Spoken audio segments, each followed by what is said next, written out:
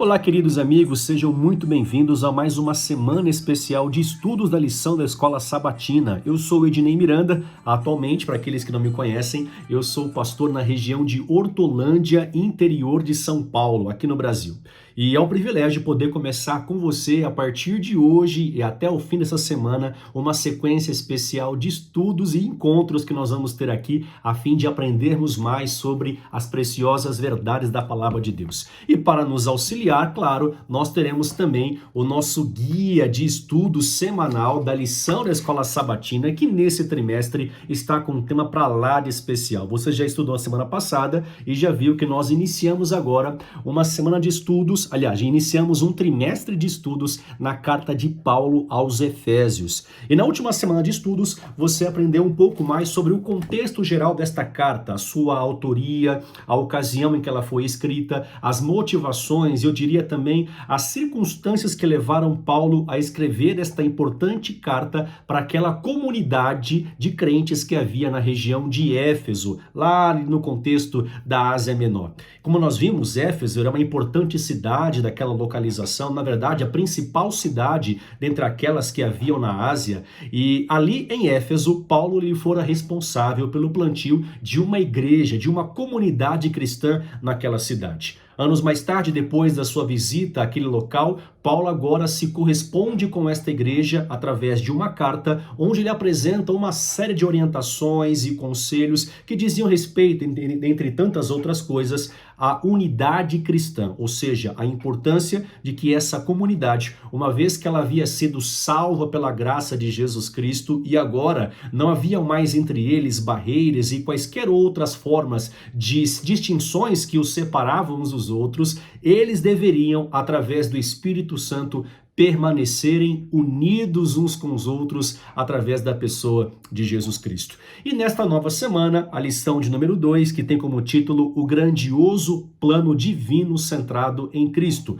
Na última semana foi mais uma introdução à carta e a partir desta semana de hoje, nós vamos então iniciar uma sequência de aprofundamento através dos muitos conselhos, orientações de Paulo através da sua carta aos Efésios. Então, desde já, eu convido você a estar comigo todos os dias aqui através desse canal de comunicação para que você receba algumas pequenas aqui sementes diárias que vão enriquecer o seu estudo, mas claro, que não guarde só para você, mas que você também compartilhe com outras pessoas aí ao seu redor, mande para os grupos da sua igreja, da família, os amigos, publique também nas suas redes sociais. Vamos fazer com que essa mensagem chegue em mais e mais pessoas para que outras também tenham a oportunidade de saber um pouco mais sobre o divino plano de Deus através de Cristo Jesus. Olha que interessante, na sua carta aos Efésios, capítulo 1, verso 3, Paulo começa uma das sessões mais belas que nós temos nesta carta,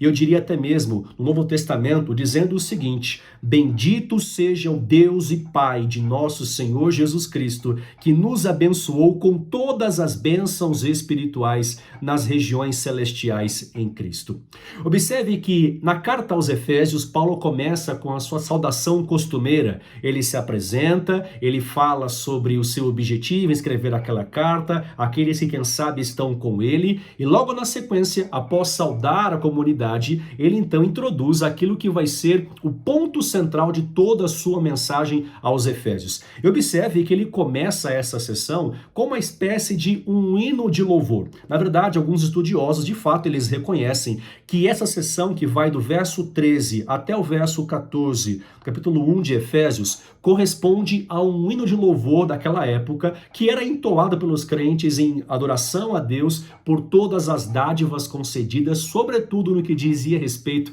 à salvação. Eu me lembro algum tempo atrás, quando houve aquele famoso resgate dos mineiros lá na região ali do deserto, lá no Chile,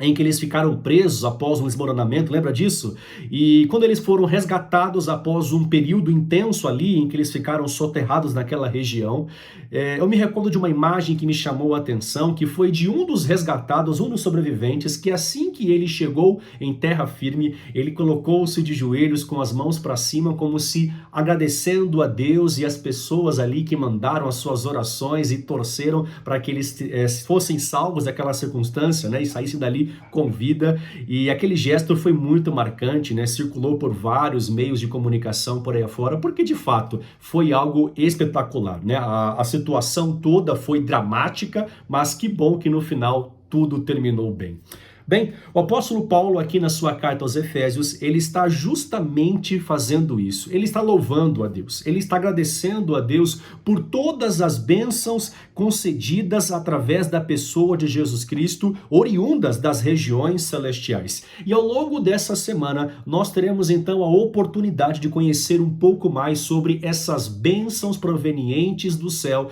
mediadas pela pessoa de Cristo e também concedida a nós através da figura do Espírito Santo, e nós não somente iremos conhecer mais sobre aquilo que Deus ele tem feito para a nossa salvação, como também teremos a oportunidade de louvá-lo por esse dom tão precioso. Aliás, você já louvou a Deus pela salvação? Já agradeceu a Ele pela dádiva da vida? Já agradeceu a Ele porque você foi redimido e salvo pela graça do Senhor Jesus Cristo? Se você não fez, esse é o seu momento. Que Deus abençoe o seu dia e que nessa semana, juntos, possamos descobrir as insondáveis riquezas da graça de Deus. Um abraço e até o próximo encontro.